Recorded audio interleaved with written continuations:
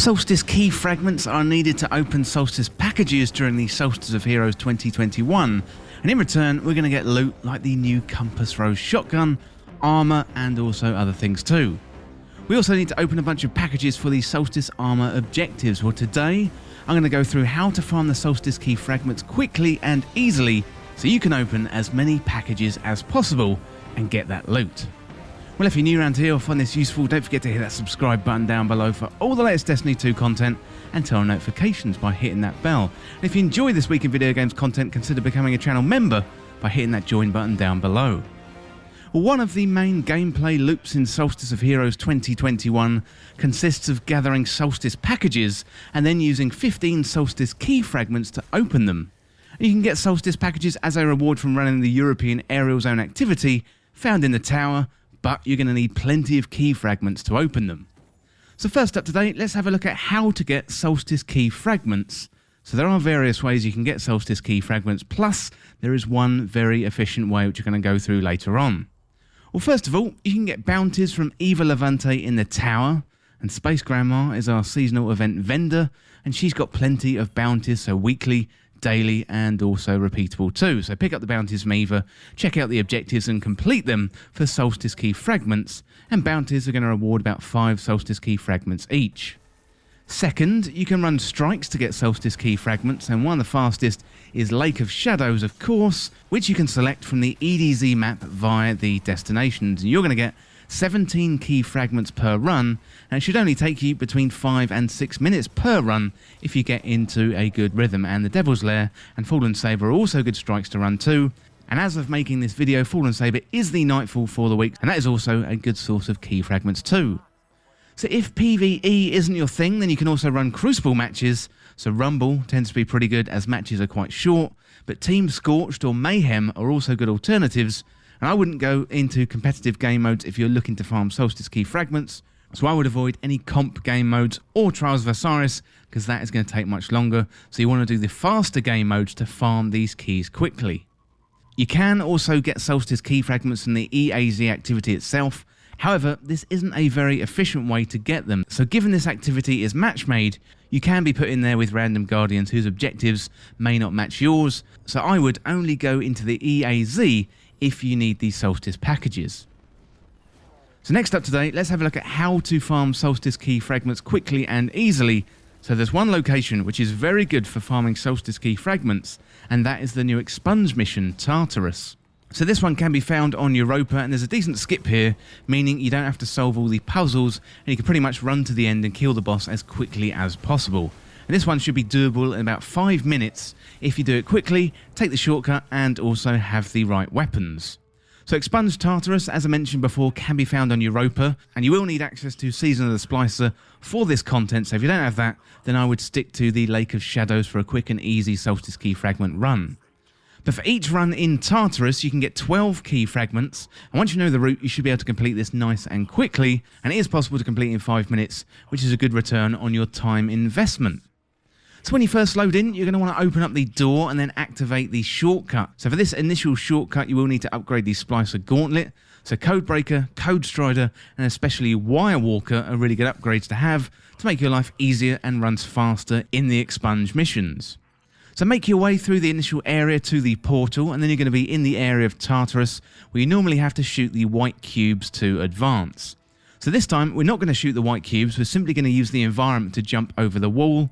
So what you want to do is hit the jumping pads as per normal, but then jump up to the left and use one of the white cubes as a platform to jump over the wall. So given you've skipped the first wall, the second and third ones will not have activated, giving you a quick and easy run to the final boss.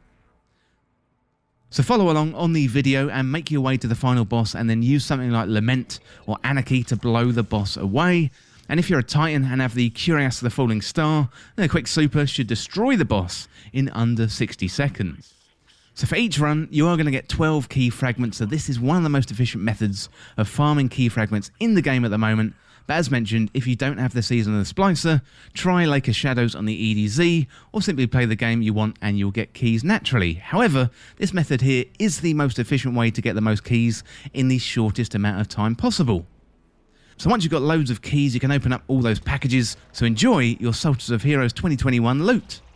Well, let me know what you think of the Solstice Key Package farming method, and if you've got a quicker way, share it in the comments with the community. Well, that is it for this guide for how to farm Solstice Key Fragments in Destiny 2, and as always, thank you so much for watching. For more Destiny 2 content like this, hit that subscribe button down below and subscribe to This Week in Video Games. If you want to join the community, check out the Discord link in the description, or you can follow me on Twitter at TWIVG Podcast. If you enjoyed this video, found it useful, liking and sharing the video would really help me out. Otherwise, check out the other videos on the channel. And if you're enjoying This Week in Video Games content, consider becoming a channel member by hitting that join button down below. I hope you enjoyed the video. Thanks again, and I'll see you soon.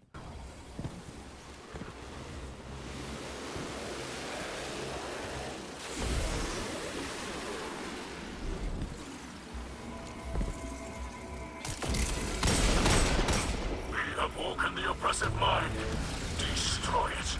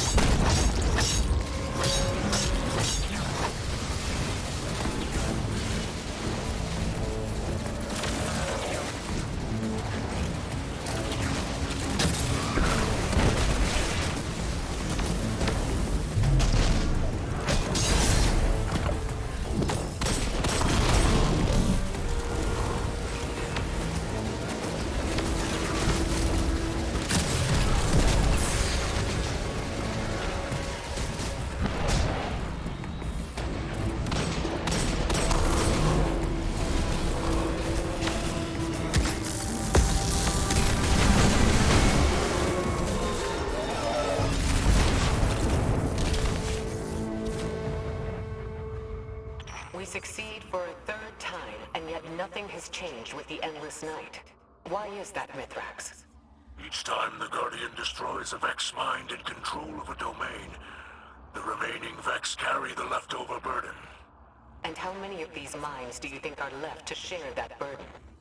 That is unclear. Then we should focus our efforts on finding